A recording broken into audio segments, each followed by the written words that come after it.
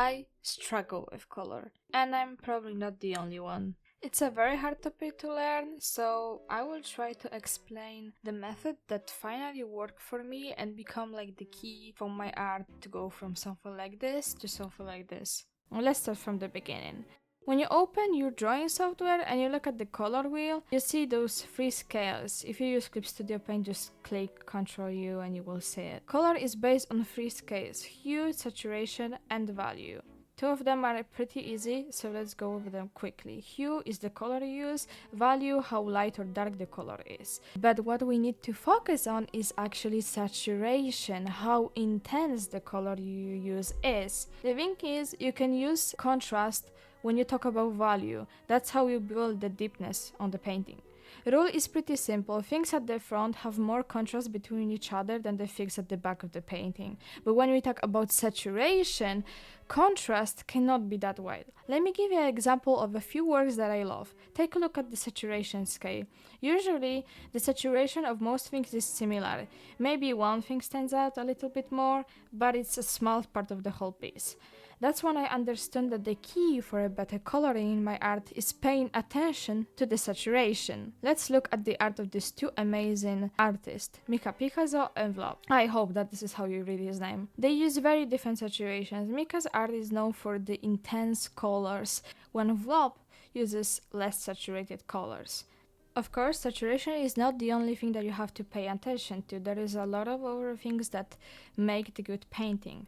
But today I want to focus on the saturation because, like I said, it helped a lot with my coloring. For example, the last two illustrations that I did had a very intense saturation. The thing that helped me understand the saturation better was taking my favorite art pieces made by my favorite artist and analyze the colors, like on these examples. I think that most of us, when we start digital art, we don't pay attention to the three scales that I mentioned before, because in real life we don't have this type of scales. But how to start a drawing?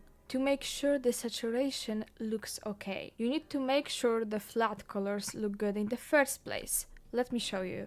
You can see the same painting with two different flat colors. I think I don't have to tell you which one looks objectively better than the other one.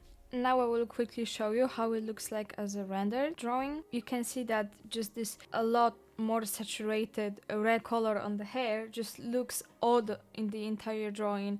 I also desaturated a little bit her sleeves and the skin, but as far as they suit more her shirt and the background, the hair just stands out too much, and you can clearly say that it's not because of the lighting, it's just because the saturation of this color stands out too much from the other saturation. I also did the saturation scale for my own drawing. As you can see right now, I picked a few colors that I think make the painting looks okay, and you can see that the saturation scale is pretty in the middle of the whole scale. There is a few colors that have less saturation, for example the skin color, but it's obvious that some light colors will just, as you can see on the color square that I use, if you want this very light skin color, for example, you cannot go and have the same saturation as, for example, her sleeves, because she's just gonna look like an orange. I think that skin is one of the things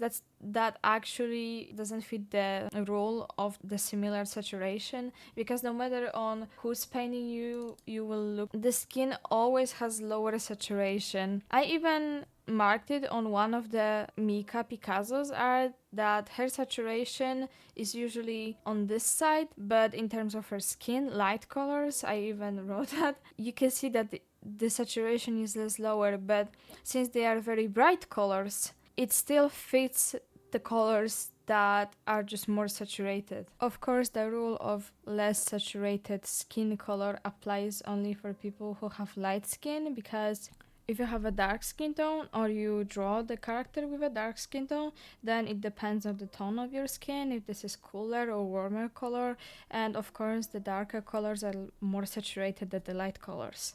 I also did a few studies on how the tone of the lighting you use affects the color of your shadow. I'm not able to explain this to you, I just know that when you use the cold light, the shadow is warmer, and when you use the warmer light, the shadow is cooler. But if you want to know a little bit more about this, read this article that I found on the internet. It explains pretty good why does it happen. And that will be it for today's video. Thank you guys for watching. If you didn't see the previous one, make sure to go watch it. The link is at the end of the video, and I will see you in the next one. Bye.